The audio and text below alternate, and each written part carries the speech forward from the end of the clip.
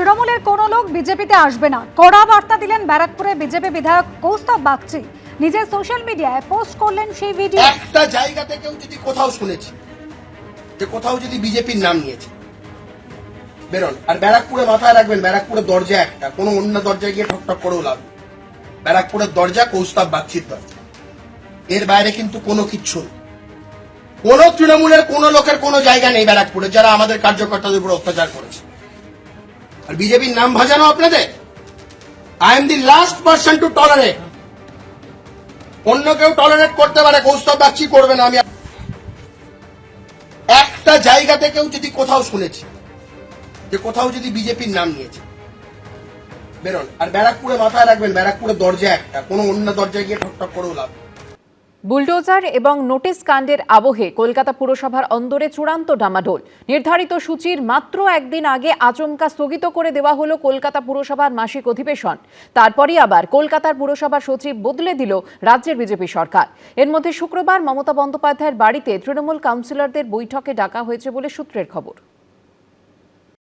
অভিষেক বন্দ্যোপাধ্যায় সংস্থা ও আত্মীয়দের সম্পত্তিতে কলকাতা পুরসভার নোটিশ ঘিরে তৃণমূলের অন্দরেই তোলপাড় চলছে। এর মধ্যেই আচমকা স্থগিত করে দেওয়া হলো কলকাতা পুরসভার মাসিক অধিবেশন। শুক্রবার এই অধিবেশন হওয়ার কথা ছিল, তার একদিন আগে বৃহস্পতিবার কলকাতা পুরসভার তরফে নোটিশ জারি করে জানানো হয় আপাতত এই মাসিক অধিবেশন স্থগিত রাখা হচ্ছে।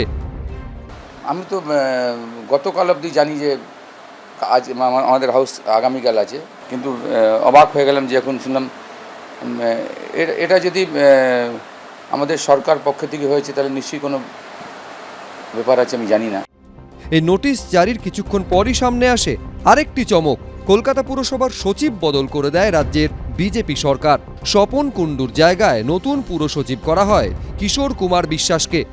শুক্রবারই কলকাতা পুরসভার মাসিক অধিবেশন বসার কথা ছিল এই ঘরে, কিন্তু তার আগে বৃহস্পতিবারই কলকাতা পুরসভার সেক্রেটারি একটি নোটিশ দিয়ে এই বৈঠক স্থগিত ঘোষণা করেছেন। আর তার পরপরই বদলি করা হয়েছে সেক্রেটারিকেও। স্বাভাবিকভাবেই এই পুরো পরিস্থিতি নিয়ে বিভিন্ন প্রশ্ন উঠছে পুরসভার অন্দরে। আদৌ এভাবে কলকাতা পুরসভার মাসিক অধিবেশন স্থগিত করা যায় কিনা তা নিয়ে প্রশ্ন তুলেছেন চেয়ারপারসন মালা রায়।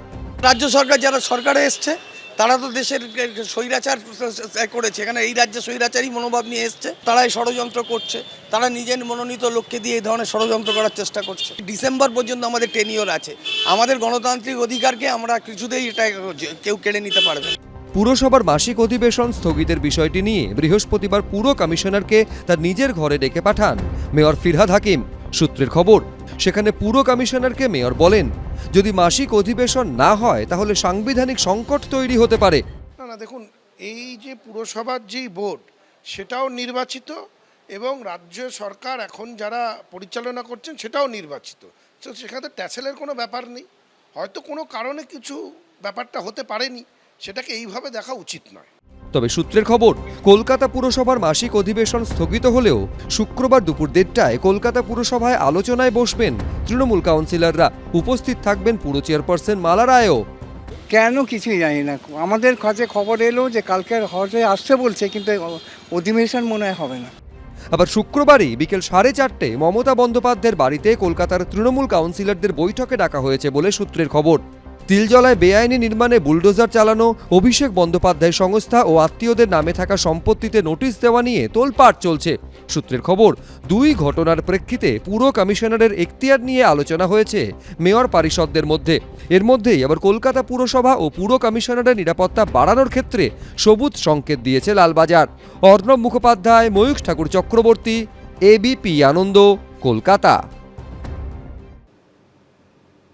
ক্রীড়ামন্ত্রীর কড়া বার্তার পরে জবরদখল মুক্ত হলো রবীন্দ্র সরোবর স্টেডিয়াম। দখল হয়ে থাকা একাধিক ঘরে লাগানো হলো নতুন তালা। ক্রীড়ামন্ত্রী জানিয়েছেন, স্টেডিয়ামের ভেতরে বসানো হবে নতুন ট্র্যাক। কোনো রকমের অসামাজিক অনৈতিক কাজের জন্য স্টেডিয়ামগুলো ব্যবহার হোক, আমরা সেটাতে বরদাস্ত করব না। ক্রীড়ামন্ত্রীর হুঁশিয়ারির 48 ঘন্টার মধ্যেই অ্যাকশন মোডে ক্রীড়া দপ্তর। জবরদখল মুক্ত হলো রবীন্দ্র সরোবর স্টেডিয়াম। রবীন্দ্র সরোবর স্টেডিয়াম বাংলার খেলাধুলার জগতের ফুসফুস ছিল। তারপর 2011 সালে পালা বদলের পর থেকেই এই রবীন্দ্র সরোবর স্টেডিয়াম বেহাল হয়েছে। তারপর সময় যত এগিয়েছে রবীন্দ্র সরোবর স্টেডিয়ামের খেলা কম, জবরদখল বেশি হয়েছে। ঘর দখলমুক্ত হয়ে গেছে আজ। এখানে যে একাধিক যে ঘরগুলো, সেই ঘরগুলোর তালা ভেঙে নতুন তালা লাগিয়ে দেওয়া হয়েছে। রাজ্য ক্রীড়া দপ্তর সূত্রে খবর, রবীন্দ্র সরোবর স্টেডিয়ামের একাধিক ঘর জবরদখল করেছিল বিভিন্ন ক্লাব, যার সঙ্গে আবার মমতা বন্দ্যোপাধ্যায়ের 3 ভাইয়ের যোগ রয়েছে।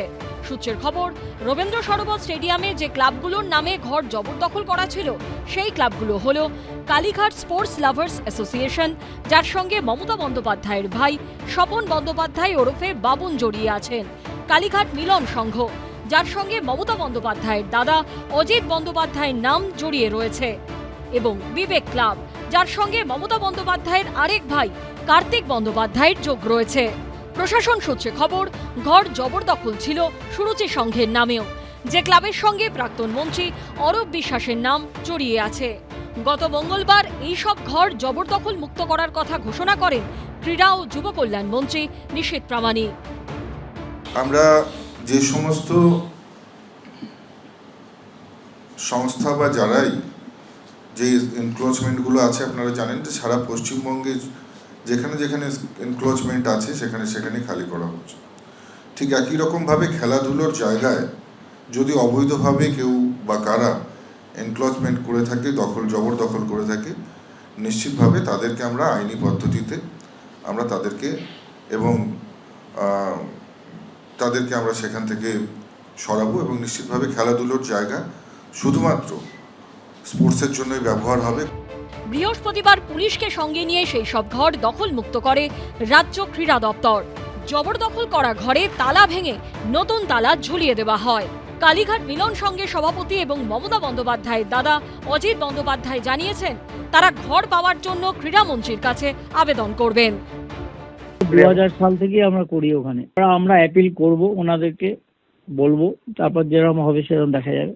আবার ওনাদেরকে অনুরোধ করে আমরা চেষ্টা করব যে আমাদের আর একবার আমাদের সুযোগ দিন, যাতে আমরা এখানে খেলাধুলাটা চালিয়ে যেতে পারি। বেআইনি না, আমি তো সুভাষ চক্রবর্তীর আমলে সুভাষ চক্রবর্তীকে একটা চিঠি দিয়েছিলাম, তখন বললো দেখ আমরা এমনি তোকে চিঠি দেবো না, তোরা থাক ওখানে খেলাধুলা কর, সেই থেকেই আছি। বাকি ক্লাবগুলির প্রতিক্রিয়া মেলেনি।